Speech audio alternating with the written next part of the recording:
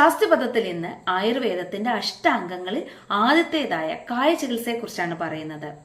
ശരീരത്തിന്റെയും മനസ്സിന്റെയും വിവിധങ്ങളായ രോഗങ്ങളെക്കുറിച്ചും അവയുടെ മൂലകാരണങ്ങളും ചികിത്സയും ഉൾപ്പെടുത്തിയിരിക്കുന്ന ഒരു ശാസ്ത്ര വിഭാഗമാണ് കായ ചികിത്സ. കായ എന്ന പദത്തിന് ശരീരം എന്നൊരർത്ഥമുണ്ട്. കായ ചികിത്സ എന്നാൽ ശരീരത്തിന്റെ ചികിത്സ എന്നതാണ്. അതുപോലെ തന്നെ കായസ്യ അന്തരഗ്നി ചികിത്സ എന്നൊരു ഡെഫിനിഷൻ കൂടിയുണ്ട്. കായ ചികിത്സ എന്നാൽ ശരീരത്തിലെ അന്തരാഗ്നിക്കുള്ള ചികിത്സയാണ്. ആയുർവേദ ചികിത്സയിൽ അഗ്നിക്ക് വളരെയേറെ പ്രാധാന്യം നൽകുന്നു.